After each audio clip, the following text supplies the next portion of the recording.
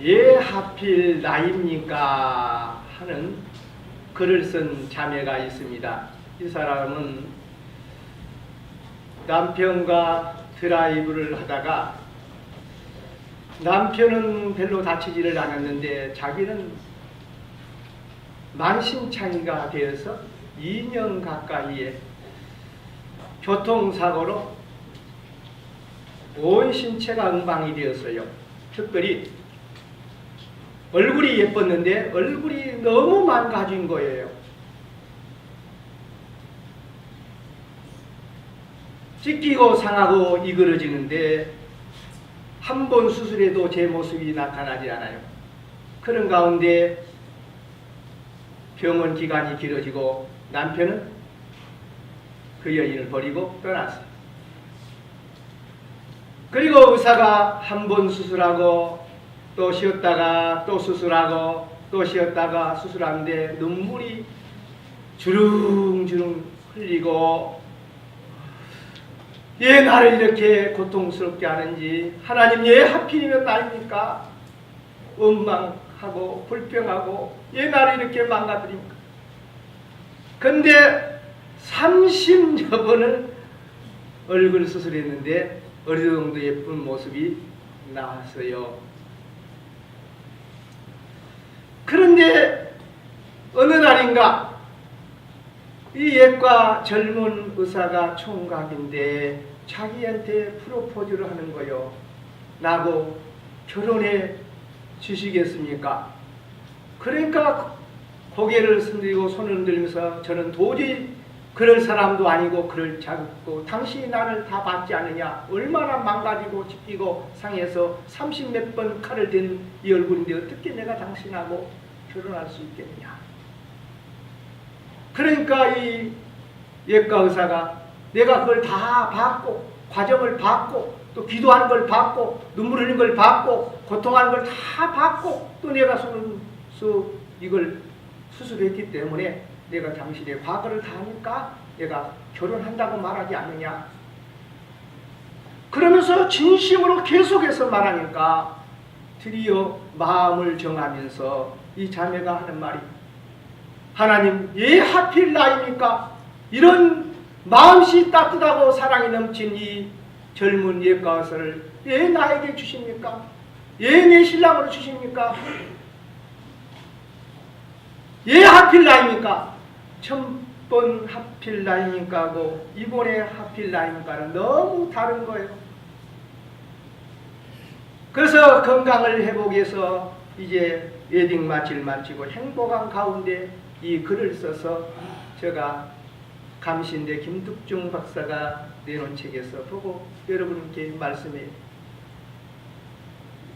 하나님의 은혜는 갑자기 닥칠 수가 있어요. 깨닫지 못한 가운데 닥칠 수가 있어요. 세상의 은혜 받지 않고 살아가는 사람은 아무도 없습니다. 알든 모르든 깨닫든 깨닫지 못하든 여러분은 이 세상에 살면서 은혜를 받고 살아가는 존재라는 사실을 알아야 돼요.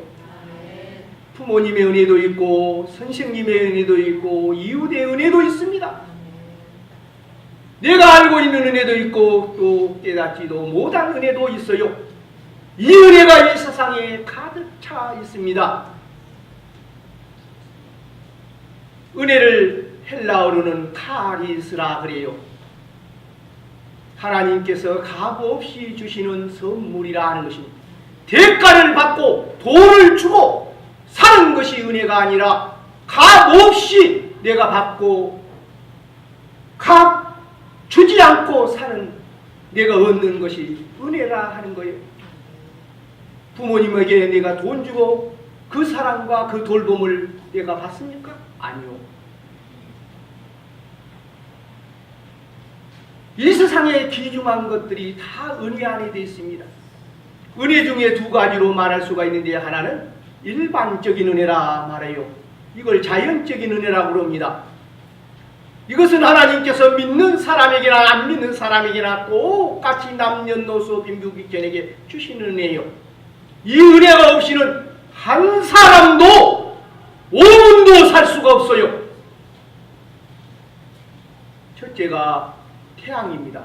햇빛이 없이 생명이 존재할 수 없다는 거 알아요. 이 햇빛을 돈 주고 나면서부터 지금까지 사서 째는 사람이 있습니까? 없어요. 다이아몬드보다 사파이어보다도 보석보다도 귀한 이 햇빛은 값없이 하나님께서 모든 사람에게 주신 은혜입니다. 뿐만 아니라 여러분이 이 시간 마시고 있는 공기도 그렇습니다. 이 공기를 내가 5분 동안 코를 막고 안 마시고 있다면 폐가 질식사해서 죽습니다. 1000만 원 없어도 나는 살아요. 1억이 없어도 삽니다. 그러나 5분간의 공기가 없으면 나는 죽고 시체가 되고 네가 갖고 있는 통장, 자가용, 집, 아내, 자녀 다 내가 죽으면 그것은 더 이상 내 것이 아닙니다.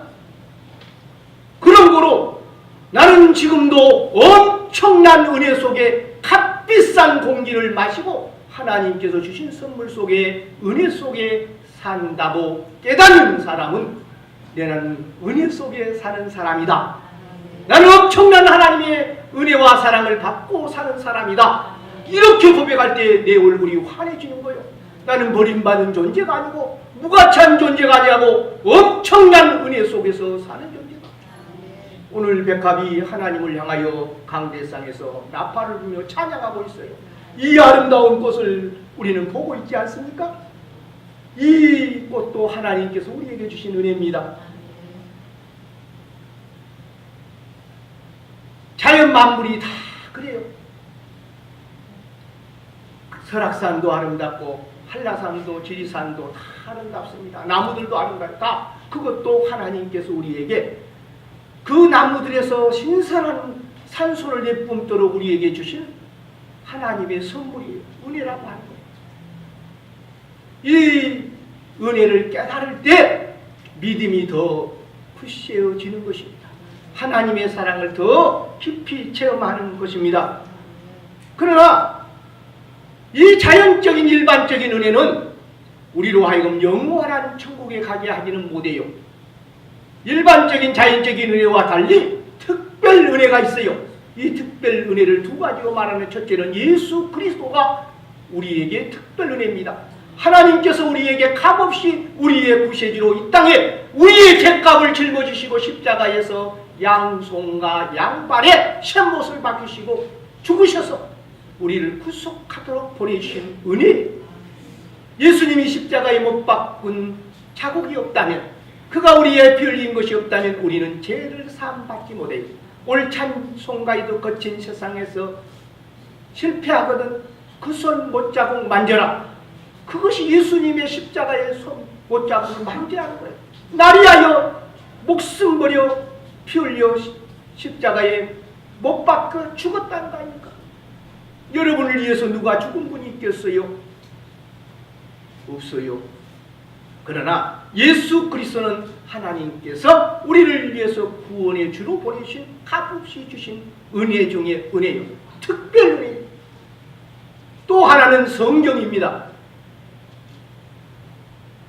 모든 성경은 하나님의 감동으로 된 것으로 우리 인생이 인생답게 살고 하나님의 자녀답게 살도록 교훈하고 책망하고 바르게 하고 의로 교육하며 하나님의 사람으로 온전께서 천국 가게 하고 모든 선한 일을 행할 능력을 주는 것이 하나님의 말씀이라고 디모데후서 3장 16절 17절에 말씀하고 있어요. 하나님의 말씀인 성경은 하나님께서 우리에게 값없이 주시는 선물입니다. 그래서 우리 워싱턴도 말하기를 하나님께서 우리 인간에게 가장 값진 선물을 주신 것은 바로 성경이다. 미국의 일대 대통령이 그렇게 말을 했어요. 그분이 그렇게 말하지 않더라도 성경은 우리 인생에게 있어서 값진 하나님의 선물입니다. 그래서 성경을 가까이 하면 눈이 밝아져요. 성경을 가까이 하면 마음이 깨끗해져요. 성경을 가까이 하면 믿음이 커집니다. 예, 하나님의 은혜의 특별 선물이기 때문에 그렇습니다. 우리는 이 하나님의 은혜를 받고 그 은혜 안에 사는 것이 얼마나 중요한지 몰라요. 오늘 제목은 더욱 큰 은혜를 받자 하는 거예요. 이 세상에 은혜 받지 않은 사람이 없는데 여러분도 다 은혜 받은 줄 믿습니다. 은혜 받았기에 더 큰 은혜를 받자는 거예요. 그런 자리에서 오늘 본문을 통하여 5가지 은혜를 말씀드리겠어요. 첫 번째는 찾아오시는 은혜입니다. 베드로가 갈릴리 바다에서 고기 잡는 어부 아닙니까? 평생을 그 직종으로 사는데 그 고기를 잡아야 곡식도 사고 신도 사고 옷도 사고 또 얘들 학비도 보내고 살림을 꾸릴 수가 있어요. 그런데 그날 밤 밤새도록 고기를 잡아도 한 마리도 잡지 못했어요. 얼마나 실망이 되고 낙심이 되겠어요. 이런 실망하고 낙심된 베드로를 주님이 찾아오셨다는 것입니다. 성경에 보면 너희가 나를 택한 것이 아니오 내가 너희를 택하였다 그랬어요. 주님이 먼저 택하시고 먼저 찾아오셨어요. 돈만 날고 불행하고 외롭고 쓸쓸하게 살던 세리장, 오늘로 말하면 세무청장 같은 국세청장 같은 삭개오를 예수님이 찾아오셨어요. 찾아옴으로 그가 예수님 만나서 변화되고 기쁨과 평화의 사람, 은혜의 사람이 됩니다. 베드로가 고기를 잡다가 한 마리도 못 잡았는데 이런 실망할 때 주님이 찾아오신 것입니다. 베드로가 주님이 찾아옴으로 주님을 영접했어요. 주님을 모셔들었어요. 이것이 중요해요. 주님이 찾아오실 때 받아들이는 사람이 있고 안 받아들이는 사람이 있어요. 받아들이는 사람은 찾아오신 주님의 은혜를 받는 사람이에요. 그 은혜 속에서 앞으로 계속해서 살아갈 사람이에요. 창은자라고 하는 여자분이 남편 귀신이 시아버지 귀신이 들어가지고 자기 남편에게 얘야 밥상 차려와라. 주부가 귀신이 들리니까 집안꼴이 말이 아니 방안이 더럽고 얘들 옷이 더럽고 얘들 머리가 더럽고 남편은 남편대로 지치고 얼마나 힘들고 고통스러운 가운데 하나님께서 전도사님을 보냈어요. 집사님들을 보냈어요. 가서 예수님 대신에 찾아가서 복음을 증거하고 예배를 자꾸 드렸어요.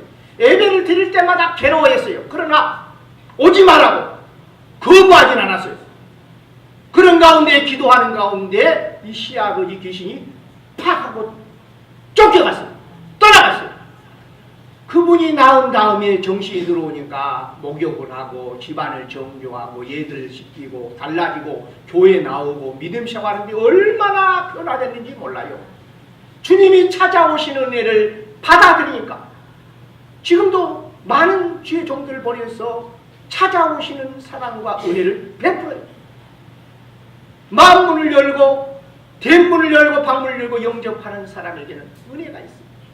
오늘 베드로가 실망하고 낙심한 처지였지만 주님의 찾아오시는 은혜를 거부하지 아니하고 받아들임으로 베드로의 인생은 달라졌어요. 두 번째로는 오늘 말씀하시는 은혜입니다. 주님이 말씀을 하시는 거예요. 여러분, 베드로가 밤새도록 고기를 잡아서 실망하고 피곤하고 육체적으로 지쳐 있는데 예수님께서 말씀한다고 하면 제대로 듣겠어요? 여러분 어때요? 피곤하고 지친데 목사님이 신방 와서 설교가 조금 길어져 봐야 또 예배드리라고 하면 그렇게 영접할 사람이 얼마나 있을까요? 하이 목사님 나 피곤해요. 밤새도록 내가 철하면서 일을 했는데 이건 뭐입니까? 그래도 일을 해서 또 돈을 많이 벌었다면 조금 덜 피곤할 거예요. 그러나 베드로는 밤새도록 일한 대가가 없이 고기도 못 잡으니까 기분 날 거 뭐예요. 그런데도 예수님 말씀한다고 하니까 자기 배에 오르도록 해서 그 배에서 예수님의 말씀을 들어요. 이 하나님의 말씀을 듣는 것이 큰 은혜입니다. 사렙다 가부가요 가뭄들 때 먹을 것이 없어서 지치고 피곤하고 이제 빵 한 조각만 가지고 기름에다가 튀겨서 먹으면 죽으리라 자식과 그렇게 이렇게 결심하고 있는데 엘리야가 와서 말씀하는 거예요. 말씀하면 듣기 싫다. 난 그런 거 필요 없다. 뭐 하나님 뭐 나발이고 뭐이고 필요 없다. 그리고 거부했다고 하면 사렙다 가문은 아마 그 가문 끝나기 전에 그거 먹고 죽었을 거예요. 그러나 엘리야가 와서 말씀할 때 들었어요. 그 말씀이 때로는 시험이 되고 어려움이 되지만 그 말씀을 잘 받아들이니까 과부가 가뭄에 죽지 않고 성경에 나오는 간증할 만한 위대한 믿음의 사람으로 서는 것을 볼 수가 있어요. 이 사렙다 가부 엘리야가 말씀해요. 그 떡을 구워서 내게 주라. 그리고 나면 네 떡 가루 그릇에서 떡가루가 마르지 아니할 것이고 너 기름병에서 기름이 떨어지지 않을 것이다. 그런 주라. 이렇게 조건부로 하나님의 약속을 하면서 제시했어요. 그 말씀을 듣고 사렙다 가부는 그 말씀 따라 그렇게 했어요. 이거 은혜입니다. 하나님의 말씀을 받아들이는 것, 이것은 놀라운 축복이에요. 베드로가 교만했다면 아마 당신 말 필요 없어요. 나는 듣지 않아도 내가 적어도 고기 잡는데 이렇게 했지만 이거 못했다면 이거 끝이니까 난 피곤하니까 잘라요. 그리고 집으로 갔다면 그런 말씀 못 들어요.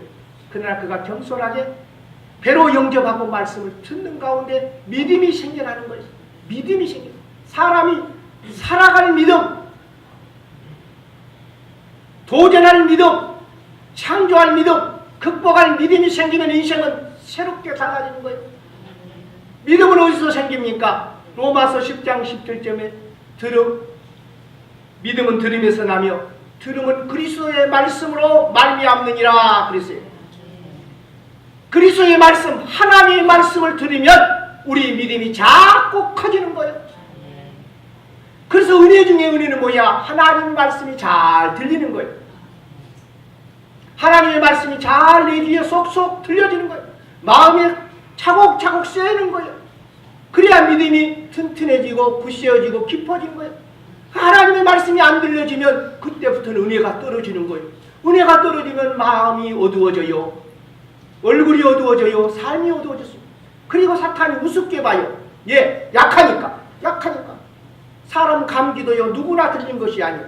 감기도 그 바이러스가 뭔지를 모른다 그러잖아요. 의사도 모른다 그러잖아요. 근데 약하면 감기가 들어가거든요. 그래 평상시에 건강관리를 잘하라 그러지 않습니까? 손만 하루에 몇 번 더 시켜도 바이러스가 감기가 덜 들린다고 하는 말이 있어요. 하나님의 말씀이 들려드려야 이 하나님의 말씀을 세 가지로 말해요. 칼 바르트 박사는 첫째로는 살아있는 말씀을 말해요. 예수 그리스도입니다. 예수 그리스도를 늘 영접하는 거예요. 예수 그리스도를 늘 찬양하고 믿는 거예요. 살아있는 말씀, 예수 그리스도가 말씀이라는 거예요. 두 번째는 기록된 말씀을 하나님 말씀, 성경을 말해요. 성경은 하나님의 기록된 말씀입니다. 세 번째는 들려지는 말씀을 설교라 그래요. 하나님의 말씀이 선포될 때 아멘, 아멘하고 마음으로 받으면 그 심령은 일어나게 돼요. 믿음이 성장하게 돼요. 사탄의 역사를 물리치고 자신을 이기고 승리하게 돼요. 믿음이 굳세게 됩니다. 그래서 설교를 통해서 변화되고 구원받고 놀라운 역사를 일으킨 사람이 엄청나게 많아요. 그래서 하나님의 말씀을 들을 때 믿음이 굳세어지는 것입니다. 주님, 내가 겸손히 하나님의 말씀을 받겠습니다. 저도 교만할 때는 하나님의 말씀이 안 들려왔어요. 그래서 내가 뭐이 된가 해도 아무 능력이 안 나타나요. 아무 힘이 없어요. 그러나 내가 겸손하게 되니까 전도사님이 설교해도 또 새로 어린 목사님이 설교해도 누가 설교하는 내가 겸손하니까 아멘하면 받으니까 은혜가 되더래요. 저도 설교지만 이렇게 많이 봐요. 선배 설교. 그러니까 교만해지니까 은혜가 안 되는 거예요. 그러나 내가 겸손하게 되니까 누가 설교하든지 간에 은혜가 돼요. 얘가 목사님보다 낫다 생각하면 하나도 설교가 안 들려와요. 그러잖아요. 뭐 무슨 떠드는구나 그렇게 생각되죠. 그런 가운데 자기의 영혼이 죽어가는 거예요. 죽어가면 마귀가 역사하는 거예요. 가정적으로, 질병적으로, 물질적으로 마귀가 오는 것은 도둑질하고 죽이고 멸망시키는 거예요. 사정 없어요. 결정적인 순간 순간에 한 방에 노립니다. 그래서 마귀를 대적하라. 그리하면 마귀가 너희를 피하리라. 성경은 분명히 베드로전서 5장 8절 9절에 말씀했고 야고보서 4장 7절에 말씀. 집에 가서 찾아봐. 하나님의 말씀이 들려져야 믿음이 생겨. 믿음이 강해야 어려움도 역경도 도전도 이겨나가고 승리하는 그리스도인이 되는 것입니다. 그러므로 하나님의 말씀을 들을 때마다 믿음이 생기라고 믿음을 통해서 은혜가 풍성해지는 여러분이 되기를 바랍니다. 세 번째로는 순종하는 은혜예요. 순종하는. 이제 예수님께서 말씀을 마치신 다음에 베드로에게 말하는 거예요. 깊은 데로 가서 그물을 내려 고기를 잡으라 하는 거예요. 여러분, 사람마다 전문가가 있어요. 목사님 돈 200만 원만 빌려주십시오. 그러면 제가 돈이 많은 사람이 아닌데 돈 있게 봐줘서 감사하지만 저는 돈 전문가가 아니에요. 전담포도 아니고 또 이 땅 사면 좋겠습니까? 안 사면 좋겠습니까? 또는 부동산 그런 이 집 사면 좋겠으면 그런 거 물어봐요. 그럴 땐 제가 조금 우물쭈물해요. 예, 전문가가 아니니까. 그러나 창세기 26장에 이런 말씀이 있는데 이 말씀 목사님 제가 잘 깨달으니 어떻습니까? 그럴 때 내 눈이 반짝반짝한 빛나요. 대답해 주기가 좋고 기뻐요. 로마서에 이런 말씀이 있는데 제가 이해를 못한지 목사님 말씀해 주세요. 저 전문이니까. 사람마다 다 전문이 있어요. 변호사는 법이 전문이죠. 기업인은 경제가 전문입니다. 정치인은 정치가 전문이에요. 의사는 병에 대한 전문이 아닙니까? 또 의사라에서도 내과, 예과, 또 내과 내에도 어마어마한 이비인후과 붙어있어, 후과 붙어있어. 전체적으로 다 나눠지지 않습니까? 전문이 있어요. 베드로는 고기 잡는데 전문이고 예수님은 그동안 갈릴리바에서 고기 잡지를 않았는데 예수님께서 전문가인 베드로에게 깊은 데로 가서 고기를 잡으라 그래요. 고기를 잡으라. 베드로의 마음이 믿음이 없고 인간적인 생각을 하면 절대로 베드로가 순종하지 않습니다. 베드로가 뭐라고 그런지 아십니까? 선생님, 우리들이 밤이 새도록 수고하였을 때 잡은 것이 없지만은 말씀에 의지하여 내가 그물을 내리리라. 말씀에 의지하여 그물을 내리겠다. 밤새도록 잡겠다. 하나님 말씀, 예수님의 말씀에 의지해서 그물을 내리겠다. 그래서 말했으면 어떤 사람은 행동한 사람이 있어요. 그러나 말을 해도 행동 안 한 사람이 있습니다. 그래서 사람은 조석지번이라고 했어요. 내가 그렇게 결심하고 말했으면 행동을 해야 돼. 저도 말해놓고 행동 못할 때가 많더니 회개를 많이 해요. 그래서 참회의 기도가 참 필요한 것 같아요. 그럴 때마다 예수님은 7번씩 7번이라도 용서해 주시는 주님이신 줄 믿습니다. 그런데 회개하는데 베드로는 그물을 던지려고 했는데 그대로 말한 대로 던졌어요. 던졌더니 이론적으로 맞지 않아요. 고기는 깊은 데로 별로 없대요. 플랑크톤이 낮은 곳에 많기 때문에 고기들이 플랑크톤 먹기 위해서 얕은 곳으로 오는데 전혀 이론적으로 맞지 않지만은 자기야 상식과 논리로 맞지 않지만 예수님의 말씀이지요. 깊은 데로 그물을 던졌더니 오늘 본문에 보니까 그물이 찢어질 정도로 많이 잡혔어요. 할렐루야. 예수님의 말씀은 능력의 말씀이에요. 그대로 순종하면 되는 말씀이에요.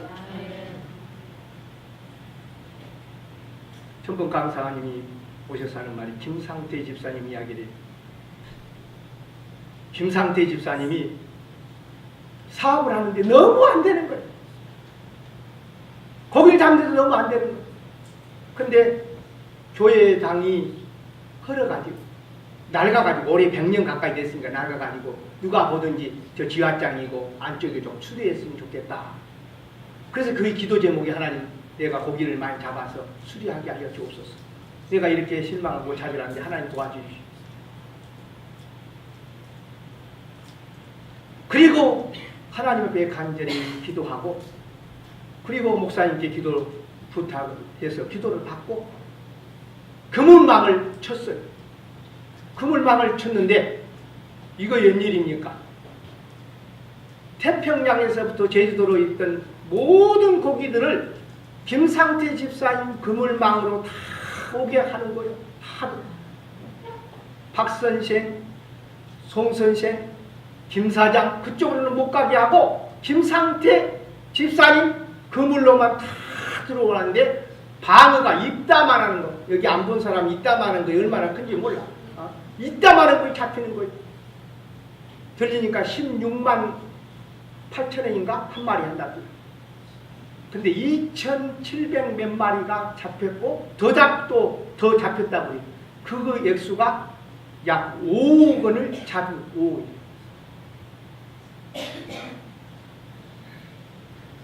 그래서 11조 5천만 원 드리고 교회 수리하고 하다가 안 돼서 아예 헐고 매덕 들여서 같이 지어버렸어요.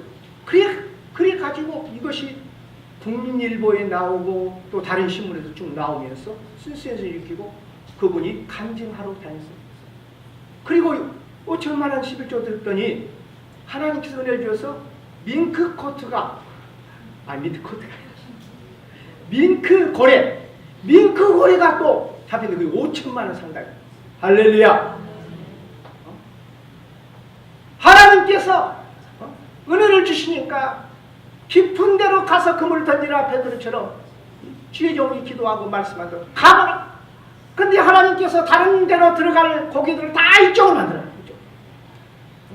생생하게 감지하다.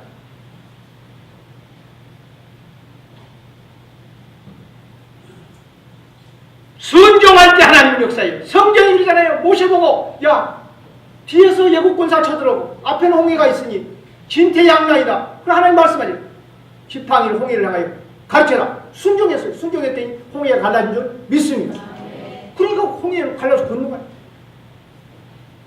그 광야에서 떼약밭에서 목마르러서 다 죽게 되니까 이스라엘 백성이 불평하고 원망하니까 모세가 하나님께 기도했어요. 그러니까 하나님께 말씀했어요. 너는 움푸광고대 시내에서 저수지에다가 지팡이를 찌르지 말고, 그런 말은 없지만 거기다 말고 반석 큰 돌에다가 지팡이를 쳐라. 인간의 생각과 상식과 논리는 맞지 않은데 바위에다가 지팡이를 치라는 거예요. 말씀에 순종했더니 바위가 갈라지고 안반수가 쏟아나서 200만 이상 먹고 남은 줄 믿습니다. 하나님의 말씀은 능력이요, 능력. 우리의 사람의 마음을 변화시켜요. 그래서 우리가 설교를 들 때도 목사님께서 하나님을 대신해서 말씀한다. 그리고 겸손히 받으면 은혜가 되는 거예요. 그리고 믿음이 자라는 거예요. 그리고 순종할 때 놀라운 역사를 일으킨 겁니다. 여러분, 성경을 읽다가 하나님이 내게 말씀하여 주옵소서. 내가 그 말씀대로 순종하고 나아가겠습니다. 그럴 때 하나님이 능력으로 역사할 줄 믿습니다. 그래서 은혜를 더욱 득받을 사람은 하나님의 말씀이 한 가지만 아니라 창세기 말씀, 출애굽 말씀, 그 다음에 레위기 말씀, 민수기 말씀 한 말씀 하면 순종할 때마다 은혜가 커지고 더 커지고 더 커진 거예요. 하나 순종하는 사람보다 그 말씀에 10개 순종한 사람이 10배는 믿음이 커지는 것입니다.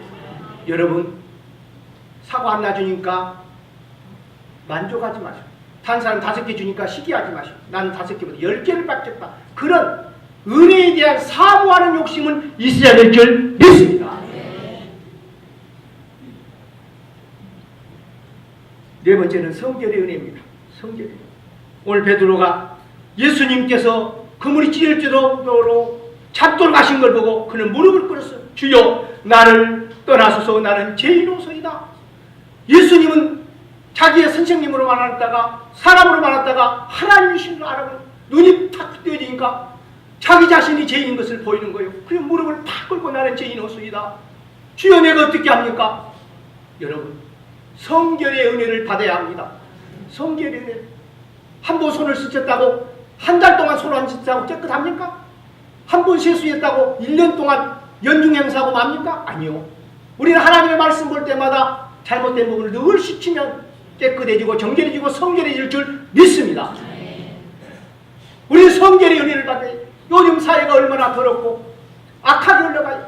우리 하나님의 말씀과 그리스도의 보배 피로 늘 깨끗게 하면 깨끗한 그릇을 쓰시는 거예요. 깨끗한 그릇에게 떡도 주고 물도 주고 반찬도 준 거예요. 더러움을 하나님 주고 싶어도 여러분에게 줄 수가 없어요. 그래서 우리는 참회 기도를 드리고 회개하면서 성결의 은혜를 받은 것이에요. 우리 경석교회 모든 성도들이 성결의 은혜를 받기를 주의 이름으로 축원합니다. 끝으로 사명의 은혜입니다. 오늘 성경에 예수님께서 무서워하지 말라 이제 오르는 내가 사람을 취하리라. 다른 데서는 내가 너로 하여금 사람 낚는 어부가 되게 하겠다. 그러니까 베드로가 아멘! 어떤 사람은 노매할 수 있어요. 사람마다 가치 있고 중요한 일에 쓰임 받을수록 사람이 중요하고 귀중한 사람들이 VIP가 되는 것입니다. 그러니까 더럽고 추하고 악한 일을 하면요, 처음에는 사람들이 몰라요. 그러나 한번 신문에 나거나 방송에 나면 쫓겨다니라고 그 더러운 것들이 다 들어가면 차관에서 잘리고 국제원에서 잘리고 못 잘려요.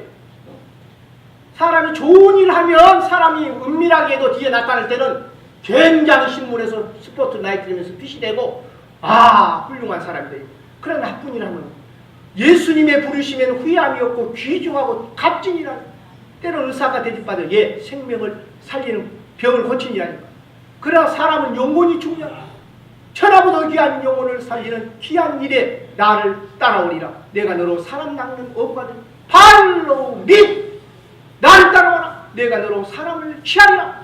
사명을 주니까 베드로가 안 받을 수도 있지만 받았어요. 아멘! 배와 그물을 버려두고 예수를 쫓았어요. 그러므로 베드로의 인생이 달라진 것입니다. 생선 맞는 냄새에 맞는 그곳에서는 쪼그라지게 시골 촌부로 늙고 갈 수 있는 인간이 예수님을 쫓아서 말씀에 따라 순종해서 사명을 갖고 사니까 베드로를 통해서 3,000명, 5,000명씩 구원받기도 하고 로마를 가서 복음을 증거하면서 베드로 성당이 세워지기도 하고 유럽 전체에 복음이 증거되게 하고 엄청나게 사람은 도토리 기적이에요. 그러나 하나님의 손에 쓰임 받을 때 달라진 줄 믿습니다. 백사긴이라고 하는 무당이 선교사의 전도를 받아요. 몸이 아플 때, 건강할 때는 예수 믿으니까 안 믿어요. 몸이 아프니까 선교하니까 내같이 몸 아픈 사람이 뭐 하겠느냐? 뭐 귀중한 일을 하겠느냐? 그래도 하나님이 당신을 귀하게 쓸 겁니다. 시골 촌부이고 무당 출신 이 사람한테 말하니까 그분이 처음에는 거부하다가 그렇다고 하면 나같이 병들고 별것도 없는 사람도 귀하게 쓴다고 하면 믿겠습니다. 믿었어요. 그분이 얼마나 교회에서 충성한데 그 아들이 대한민국 초대 국회의장 된 거 아닙니까? 참원의장 됐어요. 연시대학교 총장 됐어요. 백낙준 박사 총장입니다. 별거 이름 없는 사람 통해서 이 역사하는 거예요. 할렐루야. 저도 늘 한국의 목사 가운데 1% 목사 안에 좋는 목사라고 생각을 해요. 근데 우리 어머니가 병들고 낫고 방투깨가 돼서 걸어다니도 못하고 뼈가 피부가 달아갖고 송장천 돼서 죽을 날만 기다리고 친척들은 병원도 없고 약도 없으니까 죽으면 6.25 때 그 환란 때니까 죽으면 가만히 둘둘 모아갖고 땅에 묻을 만한. 그런데 하나님께서 어느 날 꿈에 두 길을 보여주셔서 너는 이쪽으로 가지 말고 이쪽으로 가면 죽는다. 이쪽으로 가라. 빛이 보이면서 십자가가 있는. 교회를 한 번도 나가본 적이 없지만 그 은혜를 받고 그 방투깨가 된 데서 일어나게 되었어요. 그 다시 일어났더니 밖에 나갔더니 처음으로 햇빛을 쬐는 거예요. 송내의 과부 아들 둘 딸 하나. 넌 청춘 과부가 예수를 믿었던데 그분이 와서 하는 말이 덕사한테 예수 믿으면 살아. 교회 가면 살아. 그러니까 언니 나 데려다줘. 그래서 따라 나갔어요. 아장 그 아픈 몸으로. 근데 하나님께서 치료하신 줄 믿습니다. 우리가 낫게 된 줄 믿습니다. 우리 어머니 그런 병든 가운데서 하나님 찾고 믿고 순종하니까 제가 군목을 했으면서 얼마나 많은 사람 세례줬게요. 지금까지 30년 동안 우리 어머니 그 믿으면 뭐 일이 있겠느냐 그렇지만은 하나님은 놀랍게 역사한 줄 믿습니다. 여러분 한 사람을 통해서도 놀랍게 역사하고 여러분의 자녀를 통해 여러분 전도한 사람을 통해 놀랍게 역사할 줄 믿습니다. 여러분 은혜가 쪼그라들지 말고 은혜가 더 커지기를 바랍니다. 하나님께로 더 가까이 나아가기를 바랍니다. 믿음으로 설 때마다 하나님은 축복하시고 더 큰 은혜의 사람으로 만들어질 줄 믿습니다.